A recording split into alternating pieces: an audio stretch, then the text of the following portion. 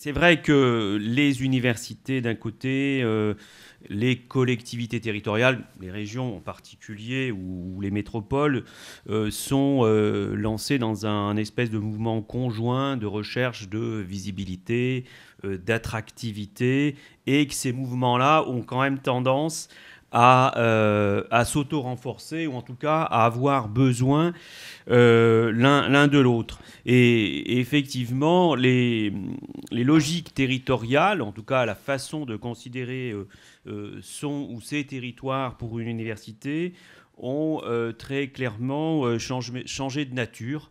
Je pense que c'est ce qu'a voulu dire et ce qu'a voulu exprimer Yves, et je crois que c'est quelque chose de tout à fait remarquable, et en tout cas qui est à l'œuvre. Alors, c'est vrai que tout ça relève de toute une série d'explications sur lesquelles on ne va pas peut-être trop s'attarder, mais plutôt s'intéresser à ce qui se passe et comment on peut agir sur ce qui se passe. Donc, c'est vrai que la question de la production, de la diffusion, de l'information, des connaissances, des savoirs dans une économie et une société qui est fondée sur l'innovation donne aux universités un rôle central, mais aussi une responsabilité centrale dans le développement économique, social, culturel d'un territoire.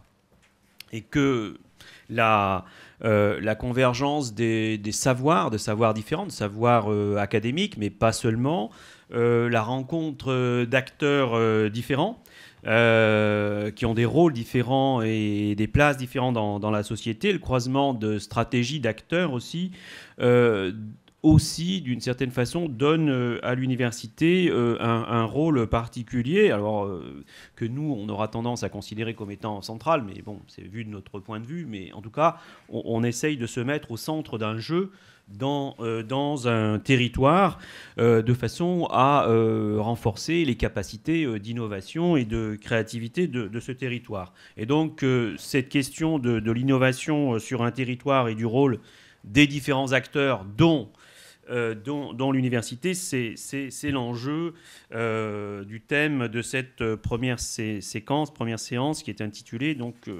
l'innovation, l'ESR, l'innovation pour son territoire. Donc on a deux invités pour cette séance. Donc Laurent Beauvais qui s'est déjà présenté, qui est président de la région Basse-Normandie et qui est en charge de l'enseignement supérieur et de la recherche à l'Association des régions de France et association de collectivités avec laquelle nous avons un certain nombre de liens, une convention, et nous menons des réflexions en commun. Régis Bello, donc, qui est plutôt un homme d'entreprise, hein, industriel, complètement même, et qui est président de la fondation de l'Université de Strasbourg, qui est aussi représenté par ailleurs par son président, qui se cache dans l'ombre. Et donc sur cette thématique, les questionnements sont évidemment nombreux. On n'épuisera sans doute pas la totalité des sujets, mais pour simplement en mettre en évidence quelques-uns. On pourrait évidemment s'intéresser à la nature, à la qualité de l'articulation, la qualité du maillage entre les acteurs territoriaux que sont les universités, les collectivités territoriales et les entreprises, et dont on sait que cette qualité de maillage, cette qualité d'articulation est extrêmement spécifique aux territoires eux-mêmes. On pourrait aussi s'intéresser à la question des stratégies des acteurs et donc à la façon dont on traite le croisement de ces stratégies. Laurent Beauvais tout à l'heure faisait référence à quelque chose qui pourrait apparaître contradictoire, en tout cas qu'il est de toute façon sur certains aspects, qui est la question de la compétition, de la concurrence d'un côté, et de l'autre côté la question de la solidarité et des cohérences territoriales. Donc c'est un sujet évidemment qui est au premier rang de préoccupation d'une collectivité territoriale comme la région, mais ce n'est pas non plus un sujet étranger aux universités qui ont aussi des missions de service public, qui ont aussi un rôle à jouer dans l'aménagement du territoire, dans le développement du territoire, etc. Donc on n'est pas dans la totale contradiction, mais c'est en partie des phénomènes et des dimensions qui peuvent paraître contradictoires. On peut s'intéresser également, Laurent Beauvais l'a évoqué, aux conséquences de la loi NOTRe. Évidemment, conséquences jumelées avec les conséquences et les effets de la loi sur le SR de 2013, qui avait aussi une dimension territoriale importante, et à la question des nouvelles compétences des nouvelles grandes régions, et en particulier dans le champ de l'économie, du développement économique, où la région se voit attribuer un rôle particulier dans le cadre des nouvelles compétences des collectivités territoriales, et en particulier donc des régions.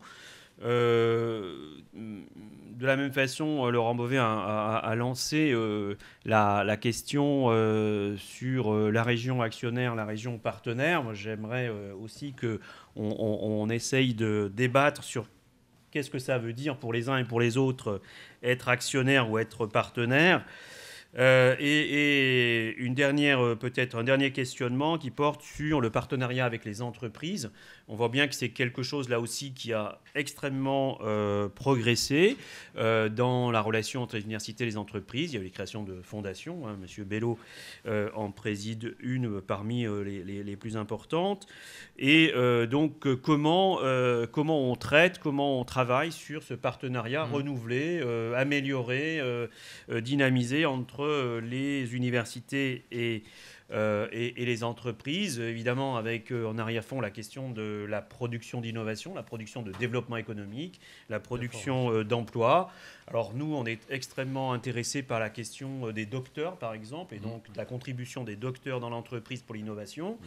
La question de l'internationalisation, je sais que vous êtes très impliqués sur les questions transfrontalières et les coopérations universitaires et entreprises sur le transfrontalier. Donc il y a, je pense, un certain nombre de sujets que les entreprises et les universités peuvent aborder ensemble, notamment en matière de stratégie internationale.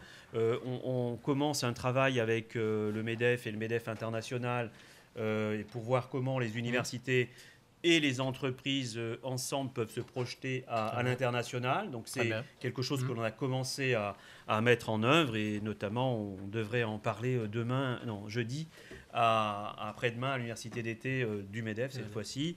Voilà, donc c'est les choses qui se mettent en route et qui demandent à ce qu'il y ait une réflexion un petit peu plus approfondie sur la manière dont on pense le faire, et puis les objectifs qu'on peut se donner en commun. Donc voilà, donc beaucoup de questions sur ce sujet, un sujet tout à fait riche, et donc je vais sans plus tarder vous passer la parole. Alors dans l'ordre qui a été indiqué ici, je crois que c'est Laurent Beauvais qui intervient en premier, et puis vous interviendrez ensuite. L'idée étant de laisser le maximum de temps aussi à la salle, de façon à ce qu'il y ait une vraie interaction et des questions et un échange dans la salle et la salle avec nos invités. Donc voilà.